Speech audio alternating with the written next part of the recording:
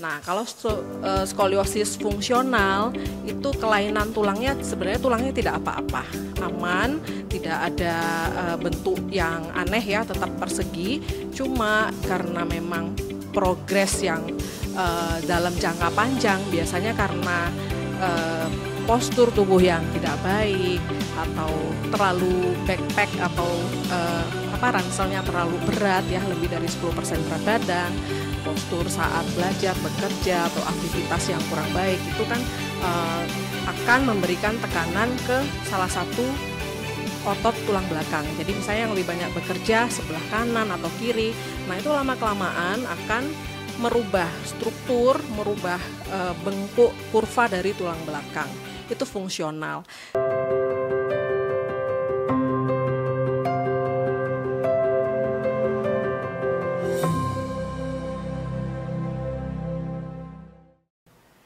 Hai Sobat K, selamat sore. Mungkin sekarang posisi lagi duduk atau posisinya sekarang lagi nyetir.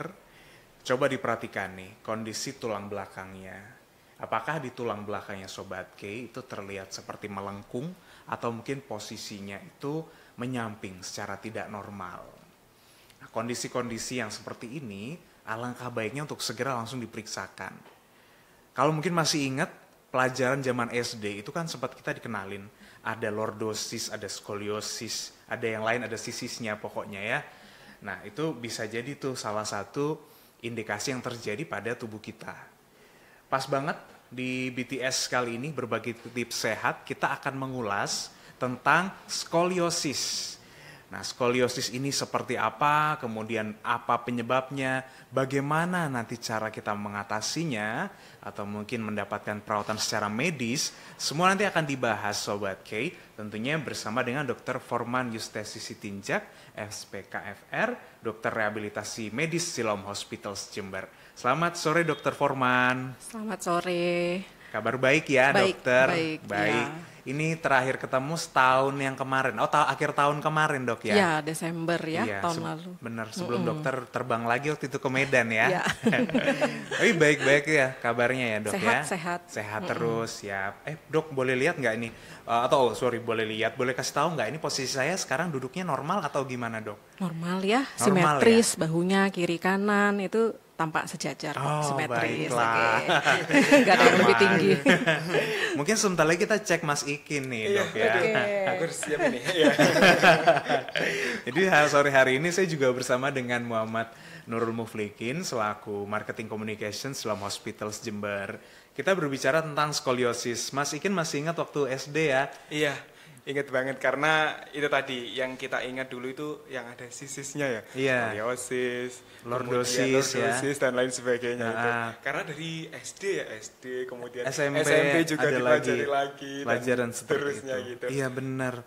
Dan pas banget kan kali ini kita pembahasannya soal skoliosis nih. Mungkin kita boleh mengenal dulu nih dok, apa itu skoliosis? Oke. Skoliosis sendiri artinya ya berdasarkan definisi adalah suatu bentuk kelainan dari tulang belakang. Jadi tulang belakangnya bentuknya abnormal. Nah, abnormal kalau gitu pertanyaannya abnormal itu seperti apa? Nah, normal itu mestinya dari belakang atau dari depan tampak lurus, sejajar ya. Kalau abnormal berarti bentuknya tidak lurus, bisa bentuk seperti huruf C, melengkung, bisa ke kiri atau ke kanan, atau melengkung sampai seperti huruf S, itu bisa, skoliosis S. Jadi kurvanya ada dua, atas sama bawah sama-sama melengkung. Nah, berdasarkan definisi itu dulu, skoliosis itu seperti itu, kelainan tulang belakang. Kelainan tulang belakang. Ya, penyebabnya ya macam-macam ya.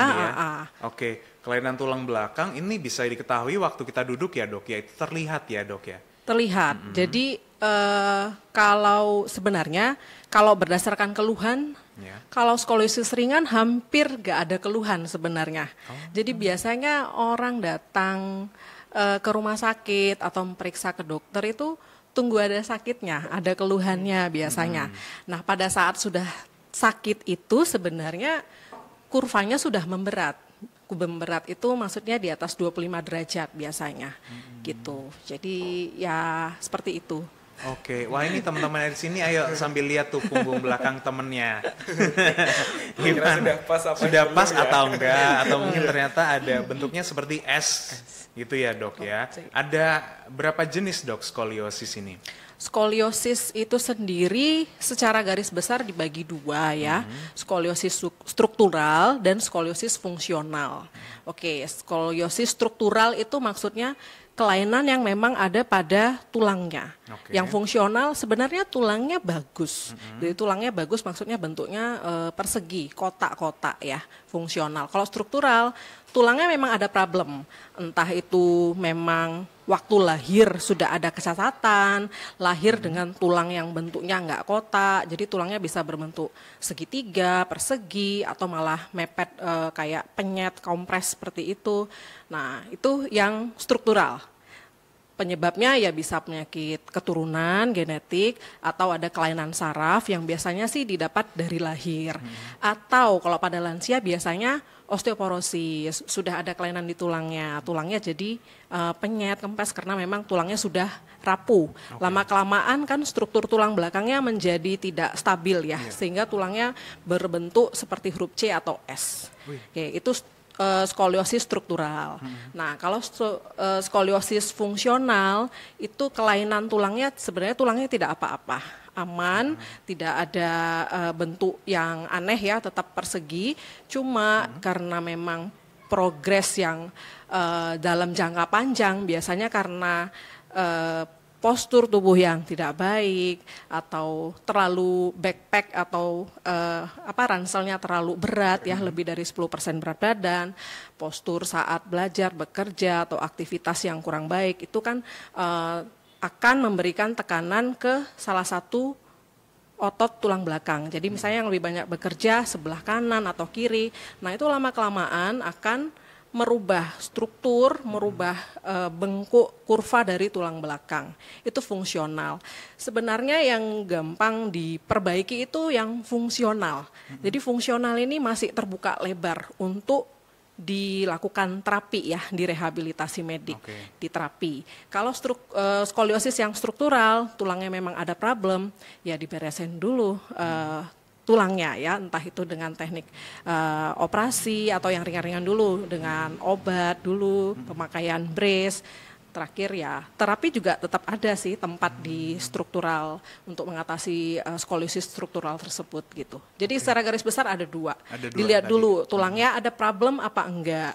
Kalau enggak ada ya berarti hanya fungsional aja. Kalau fungsional masih bisa dikembalikan lagi.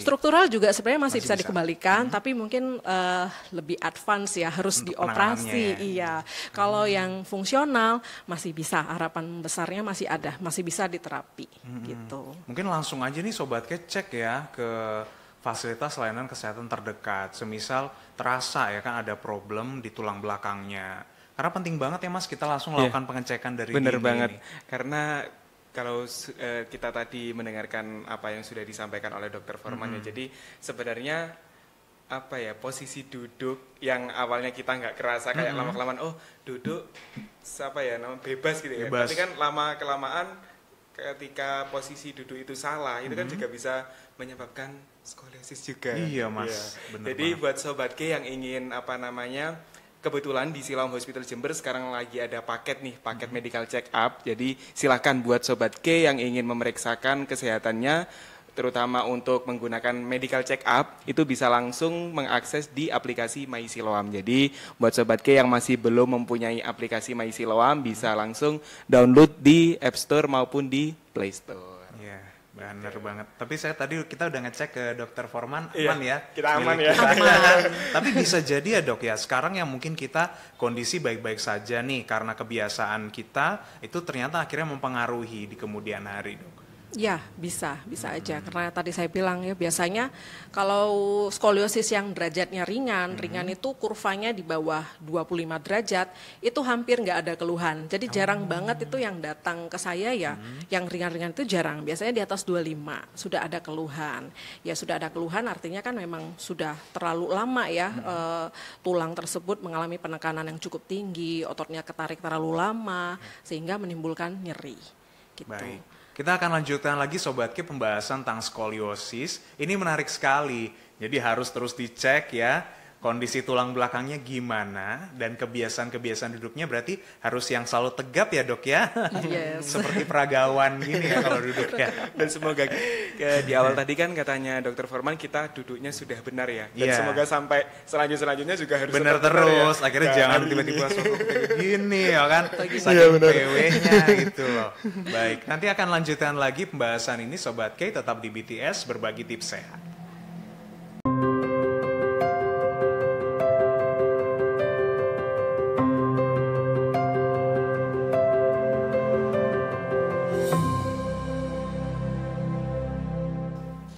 Kembali lagi di BTS berbagi tips sehat bersama Siloam Hospitals Jember. Sobat Ki bisa terus nih ikutin konten-konten kita, ikutin terus episode-episodenya melalui YouTube channel KI Radio maupun Siloam Hospitals Jember untuk bisa update terus informasi-informasi. Dan gak kalah penting juga, follow dong Instagramnya @siloamjember karena banyak sekali informasi menarik di sana. Kalau saya lihat ini selalu ngikutin lah ya Mas ya sama tren-trennya ya Mas ya. Menarik sekali tentu.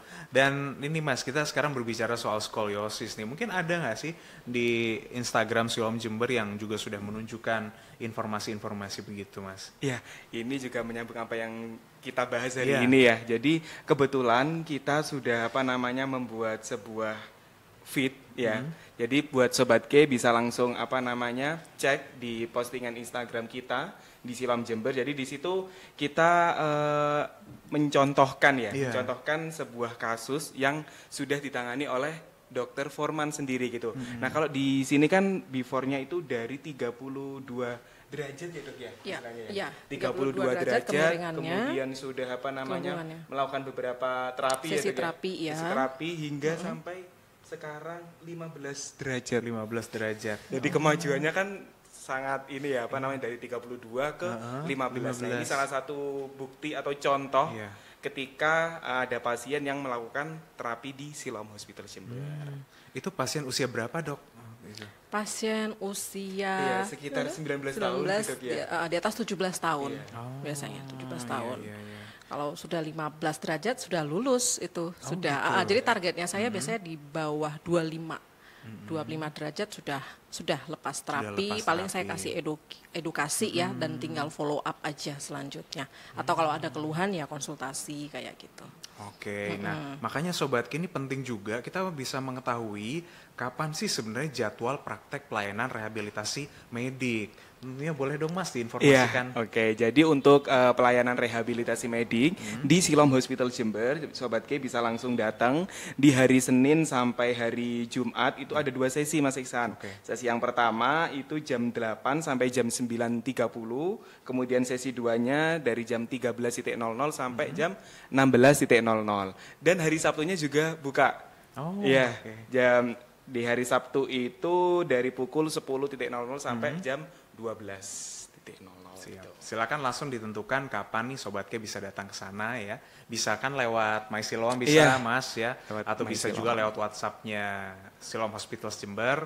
Langsung cek kontaknya di Instagram @siloamjember. Lanjut lagi membahas tentang skoliosis. Mungkin kita boleh mundur sedikit lagi dok ke tanda-tanda atau gejala skoliosis itu. Oke, tandanya kalau berdasarkan keluhan sebenarnya nggak ada ya. Kalau yang ringan nggak ada, hampir tidak ada di bawah 25 derajat. Nah, untuk mengetahui ada keluhan atau enggak, kalau dari penampakan aja juga sebenarnya nggak terlalu kelihatan. Nah, kalau mau tahu di awal ya untuk screening sebenarnya harus ronsen. Jadi lebih kelihatan kurva tulang belakangnya. Oke. Kalau gejala yang lain, kalau sudah agak moderate ya, yang di atas 25 derajat, kita bisa lihat nih dari depan ya bahunya nggak simetris biasanya, lebih condong ke satu sisi, entah kanan atau yang kiri yang lebih tinggi. Terus kalau dari belakang juga lalu membungkuk ya, dengan gerakan membungkuk itu akan kelihatan ada punuknya. Ya punuknya bisa dilihat di atas atau di bawah, di kanan atau di kiri. Nah itu punuk itu menunjukkan kelengkungannya. Ya, kelengkungannya bisa 1, bisa 2. Jadi ada yang punuknya 1, punuknya 2 nanti kelihatan. Aduh, kalau kita bilang ya. Coba kita langsung ngecek. Kayak gitu. Nah, itu pemeriksaan fisiknya ya yang terlihat dari kelihatan ya. Ya yang menurut saya ya dikonfirmasi harusnya dengan ronsen untuk lebih detail lagi untuk mengetahui derajat kelengkungannya itu sudah sampai seberapa berat. Nah, kayak gitu. Baik. Berbahayakah dok skoliosis ini terhadap kehidupan kita sehari-hari? Kalau masih derajat ringan sebenarnya tidak berbahaya ya, karena hampir tidak ada keluhan kan, orangnya juga masih bisa melakukan aktivitas seperti biasa. Cuma kalau sudah derajat kelengkungannya sudah berat, di atas 25 biasanya keluhannya nyeri, ya biasanya keluhannya kok sering cepat capek, kalau kerja di depan laptop gak bisa tahan lama dari yang biasanya, ya mungkin aja udah ada skoliosis. Kalau yang berat, nah ini yang bisa sampai mengancam jiwa ya menurut saya kalau kelamaan dibiarkan. Yang berat itu di atas 45 derajat. Kalau sudah sampai seperti itu, tentunya akan mengganggu fungsi paru. Karena paru-parunya jadi tidak mengembang sempurna. Paru-paru kita ini kan harus mengembang sempurna ya. Sehingga nantinya timbul keluhan penyakit paru. Bahkan keluhan penyakit jantung juga. Ya, karena di rongga dada itu kan ada paru, ada jantung gitu. Jadi sampai ke situ arahnya. Nah, terus keluhan lainnya yang memberat ya, kalau kurva tulang belakangnya sudah nggak lurus, pasti akan membuat keluhan saraf terjepit juga bisa. Karena tekanan di tulang belakangnya sudah lebih tinggi dari biasanya. Kalau sudah sampai menjepit saraf, ya keluhannya biasanya nyeri, menjalar ke tangan, ke kaki, paling berat kelumpuhan. Gitu. Jadi ya sebaiknya diketahui dari awal ya, supaya kita bisa memutus siklusnya tadi itu, memutusnya itu supaya progresnya nggak semakin bertambah berat gitu. Sebenarnya masih ada harapan besar kalau masih ringan-ringan. Nah, yang skoliosis ringan itu di bawah 25 cukup diterapi. 25 sampai 45 derajat diterapi, plus dia harus pakai korset tulang belakang, brace ya, yang agak rigid, kenceng gitu.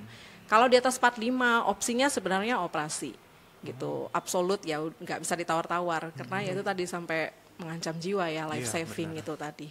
Jadi penanganannya kayak gitu, dilihat lagi tingkat keparahannya sampai semana, dilihat lewat pemeriksaan ronsen gitu. Makanya yang dikhawatirkan kan ketika tiba-tiba mungkin orang mengalami keluhan-keluhan itu ya dok ya, penyakit di sekitar jantung atau paru-parunya bisa jadi karena efek skoliosis. Bisa berbarengan ya. Yang mungkin tidak diketahui juga nih oleh masyarakat. Bagi orang yang memiliki skoliosis, dia boleh berolahraga nggak dok? Yang boleh. Secara berat mungkin? Boleh, jadi kalau ditanya boleh olahraga atau enggak boleh, tapi ada penghati-hatiannya ya. Karena olahraga kita itu sifatnya kan dua-dua nih, bilateral ya, kiri kanan. Skoliosis kan sementara salah satu sisi itu ada yang sisi yang lemah, sisi yang kuat, sisi yang lemah ya. Jadi jenis olahraganya sebenarnya ada yang khusus, sifatnya individual kalau saya bilang. Jadi nggak semua olahraga itu bisa dikerjakan oleh penderita skoliosis.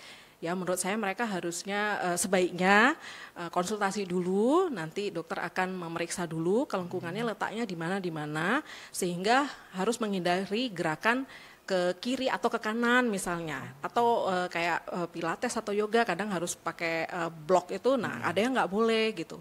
Jadi sebaiknya diperiksa dulu sih, kalau boleh olahraga atau enggak ya boleh banget, malah saya sebenarnya ya terapinya salah satunya ya ada olahraga jenis olahraga yang sifatnya custom, individual. Jadi semua pasien pasti nggak sama, pasti berbeda, tergantung kebutuhan dari tulang belakangnya itu ya, dilihat lagi gejala tandanya itu dari ronsen tadi.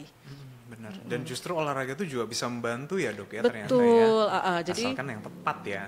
Harus tepat, karena kan untuk penanganan skoliosis sendiri itu bisa secara pasif pakai brace tadi, dikekep gitu ya, pakai brace rigid, kenceng, itu memang pasif ya, tapi nggak cukup pasif aja, harus ada sisi aktifnya. Aktifnya ya olahraga, senam tadi itu, senam custom ya, sifatnya individual. Nanti ya biasanya saya kasih resepnya ke pasien. Tiap orang pasti beda-beda. Iya sih, karena setiap orang kan beda-beda ini ya dok ya. Kebutuhannya iya, ya, dari tulang kondisinya belakang, juga beda-beda biasanya, nggak selalu sama ya. Orang kembar pun bisa jadi beda. Betul, walaupun dibilang identik ya, pasti ada bedanya. Betul sekali. Tapi dok, kalau dari skoliosis itu biasanya gimana dok? Menyerang anak-anak atau hanya orang dewasa dok? Kalau skoliosisnya tadi struktural ya, berarti gangguan ada di tulangnya, bisa menyerang anak-anak. Mungkin sudah dapat dari waktu lahir ya, memang ada keturunan kongenital dari lahir ya, mungkin bisa ada kelainan genetik juga bisa. Tapi yang sering saya jumpai sebenarnya ya yang skoliosis fungsional. Jadi skoliosis biasanya usia-usia di atas 17 tahun yang datang dengan keluhan nyeri punggung ya. Terus periksa ininya punggungnya sudah bengkok, terus ada riwayat kayak pakai tas yang terlalu berat ya, lebih berat dari sekitar di atas 10% dari berat badannya, postur pada saat belajar bekerja yang nggak disadari sebenarnya itu bisa gitu. Jadi bisa menyerang dari anak-anak, remaja sampai dewasa sampai tua bahkan. Nah kalau tua kasusnya yang sering dijumpai pada osteoporosis, pengeroposan, karena tulang belakangnya kan sudah nggak fix bentuknya persegi lagi ya, jadi ada yang penyet atau bentuk segitiga gitu karena jatuh atau penyet lah gitu, jadi struktur tulang belakangnya sudah berubah gitu. Jadi bisa menyerang dari anak-anak baru lahir ya, remaja ya baru lahir betul, baru lahir juga ada, yaitu dari keturunan tadi ya, dilihat lagi penyebabnya itu dari anak-anak, remaja sampai lansia. Bisa kena semuanya. Yang baru lahir nih kemungkinannya berapa persen dok kalau ini dia bisa mengikuti genetiknya itu? Oke, jadi perlu dikumpulkan informasi dulu ya, genetiknya seperti apa, nanti dilihat lagi penyebabnya dulu, penyebab utamanya.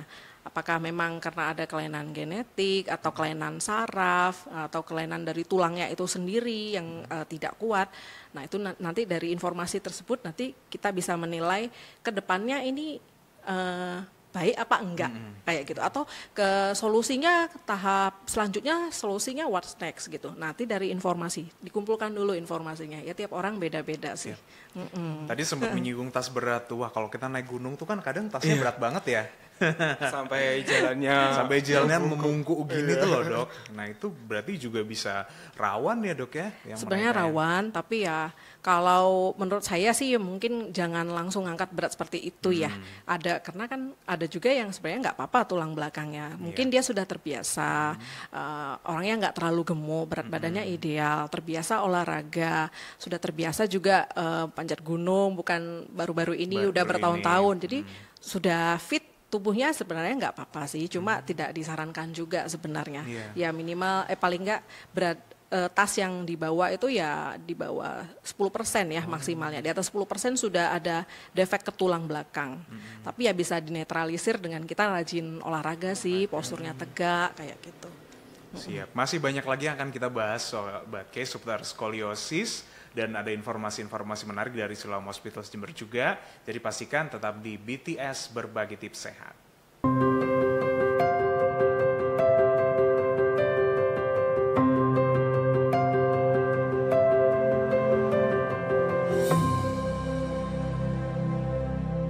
Masih di BTS Berbagi Tips Sehat bersama Siloam Hospital Jember. Terima kasih Sobat K masih terus simak kita di YouTube channel, dengerin lewat K Radio, lewat aplikasi Noise, lewat 102,9 FM. Pastikan untuk informasi-informasi ini jangan sampai kelewatan ya. Kalau misalkan pengen ngupdate lagi, pengen ngikutin lagi untuk pembahasan yang sebelumnya, langsung visit aja YouTube-nya K Radio ataupun Siloam Hospital Jember. Membahas soal skoliosis nih Sobat K, jadi kan dari anak-anak sampai yang usia lansia. Nah, yang lansia ini kita biasanya harus banyak sekali nih Mas ya treatment yang diberikan. Iya. Nah, dan saya yakin juga di Siloam itu kan pasti punya kegiatan nih yang mengumpulkan para kawan-kawan lansia. Iya, benar. Gitu. Benar banget. Jadi salah satu kegiatan yang bisa mendukung itu adalah kita ada yang namanya kegiatan senam senior. Itu. Jadi senam senior ini dilakukan setiap hari Minggu di minggu keempat.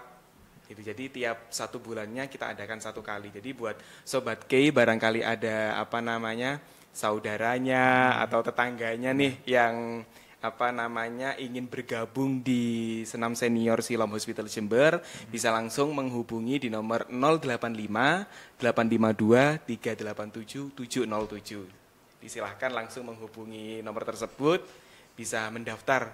Oh, saya ingin bergabung di kegiatan Senam Senior itu. Siap. Dan ini tidak dipungut biaya ya, Sobat K. Jadi dapat ilmu juga. Ya, dapat ilmu juga karena memang ini selain senam, kita juga biasanya itu health talk. Jadi mengundang beberapa dokter yang ada di Siloam Hospital Jember. Selain bugar olahraga, kita juga dapat ilmu gitu. Mantep ya. Dan itu bisa langsung Sobat K registrasi ya, hubungi nomor customer service ya Mas ya. Iya, customer service bisa atau juga bisa langsung DM di Instagramnya Siloam. Oke. Membahas tentang skoliosis Sobat K, tadi sudah disampaikan oleh Dokter Forman ya mengenai jenis-jenisnya, tingkat keparahannya, kemudian apa saja penyebabnya. Nah, salah satu biasanya kan yang kita perlukan adalah tindakan operasi nih Dok. Sampai di tahap mana nih Dok jenis skoliosis tersebut yang perlu dilakukan operasi? Skoliosis yang perlu operasi adalah skoliosis yang berat. Yang berat artinya derajat kelengkungannya sudah lebih dari 45 derajat. Atau skoliosis yang memang struktural, ada gangguan di tulang belakangnya sudah bentuknya sudah berubah, sudah abnormal. Nah itu tentunya perlu penanganan operasi ya. Oke. Dan untuk tindakan operasi ini biasanya ini Dok lebih cenderung ke orang-orang yang memang itu biasanya sudah di lansia atau ada nggak sih anak-anak kasusnya yang mereka butuh operasi? Ada. Jadi kayak skoliosis yang tadi kongenital ya dari lahir, ada kelainan bentuk tulang belakang. Maksudnya dari memang butuh tata laksana ya. Operasi ya sebenarnya. Jadi gini, untuk mereka yang setelah melakukan operasi nih Dok, nah ini nanti mereka bisa langsung kembali beraktivitas atau butuh waktu pemulihan dulu nih? Pasca operasi tentunya butuh pemulihan ya, mengikuti dari proses pemulihan dari tulang tersebut. Rata-rata ya butuh waktu minimal 3 minggu ke atas ya, bahkan sampai berbulan-bulan. Tentunya ya dilihat lagi dari kondisi pasien tersebut. Tiap orang beda-beda, tapi startnya ya 3 minggu ke atas sebenarnya sudah lebih baik. Nah biasanya sebelum operasi, setelah operasi ada terapinya juga kok. Gitu. Yang mengoperasi nanti dokter ortopedi, nah yang menerapi nanti ya dibantu dokter spesialis rehabilitasi medik dengan fisioterapisnya.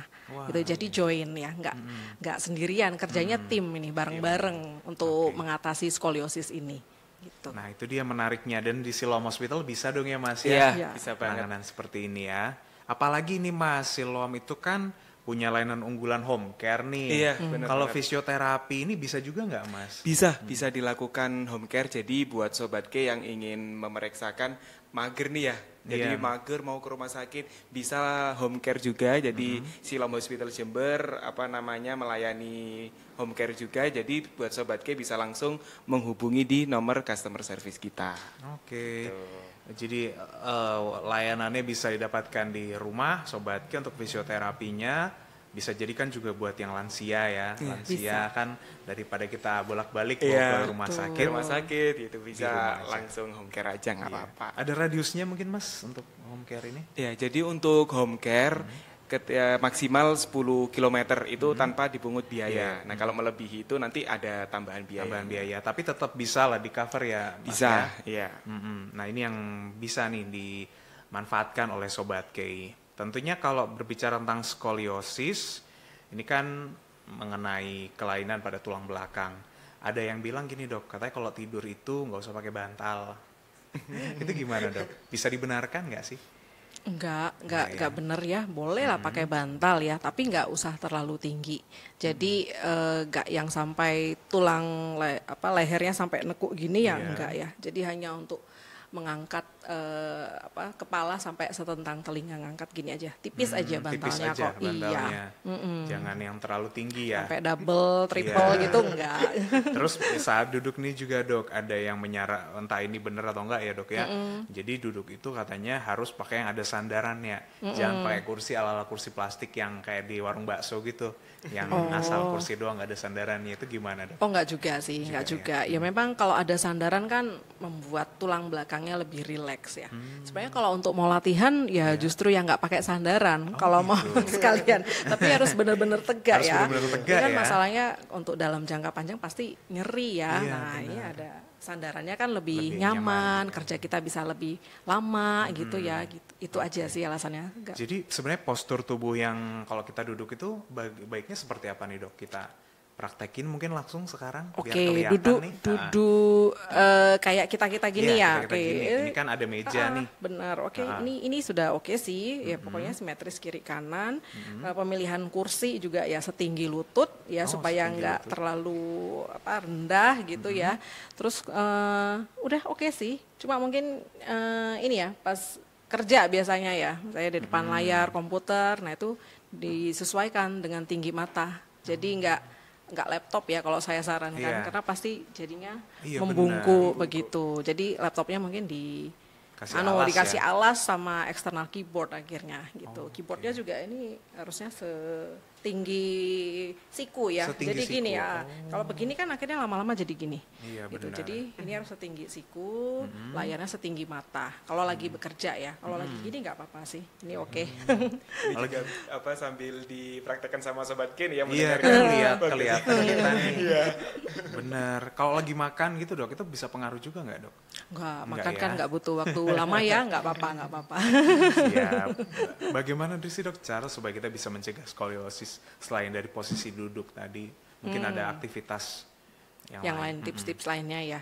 Strategi lainnya untuk mencegah skoliosis, pertama berat badan harus ideal ya, ideal tinggi badan dengan berat badan ya, karena akan merubah kurva tulang belakang juga lama-kelamaan. Terus mengangkat beban tadi ya ada maksimalnya 10% dari berat badan. Terus ergonomi ya, terutama ergonomi sih, terutama sekarang kan work at home gitu ya, ya disesuaikan dengan ergonomi, harus sesuai gitu supaya posturnya nggak buruk ya, posturnya tetap ideal gitu. Itu aja sih yang kepikir. Sebenarnya mudah ya dok ya, tapi penerapannya aja sih. Terutama menjaga postur tetap ideal itu agak-agak susah ya sebenarnya ya. Maksudnya apalagi kalau di depan layar biasanya ya, tuh ya udah terbiasa kayak saking seriusnya gitu ya kita gini nggak sadar sakit gitu. Itu bisa dinetralisir sih, kita exercise aja, latihan fisik tiap hari, stretching kayak gitu. Jadi kasih waktu lah ya dok ya, kita buat sambil seimbangkan sama kegiatan. Seimbangkan bisa kok. Kalau lagi pas tidur gitu dok, itu mungkin ada tips supaya nggak mengganggu tulang belakang kita mungkin kalau pas posisi tidur gitu?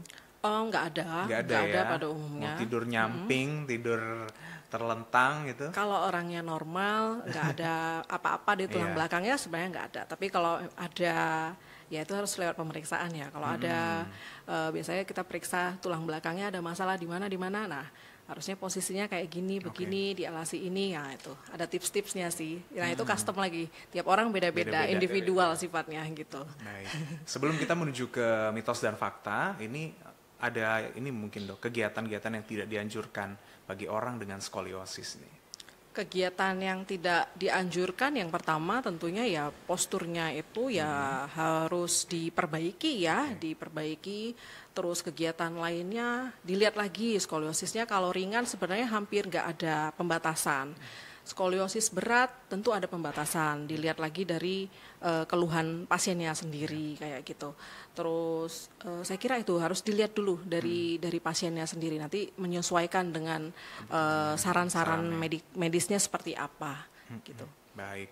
Nah dan ini Sobat K perlu diperhatikan juga ya, untuk jadwalnya ini ya. Jadi kan misalkan tadi sudah banyak sekali nih penjelasan dari Dokter Forman. Tapi kalau dari Sobat K sendiri yang mungkin mengalami keluhan-keluhan pada tulang belakangnya, langsung saja Sobat K datang ke jadwal praktek pelayanan rehabilitasi medik nih. Bisa diinformasikan lagi oleh Mas Ikin. Iya, jadi untuk pelayanan rehabilitasi medik di Siloam Hospital Jember itu buka Senin sampai Jumat, itu ada 2 sesi. Sesi pertama dari pukul 8 sampai 9.30. Kayaknya langsung aja pelayanan dari jam 8 sampai jam 7 sampai nggak apa-apa. Oke, mungkin boleh nih dijelasin lagi oleh Mas Ikin. Oke, untuk layanan rehabilitasi medik di Siloam Hospital Jember, jadi hari Senin sampai hari Jumat itu mulai pukul 7 sampai jam 5 sore. Kemudian di hari Sabtunya itu mulai jam 7 pagi hingga jam 12 siang. Nah, itu dia Sobat K. Kalau mungkin Sobat K pengen ngecek-ngecek lagi, langsung jadwalnya ke boleh aplikasi My Siloam bisa ya Mas ya, atau bisa di Instagram Siloam Jember. Oke.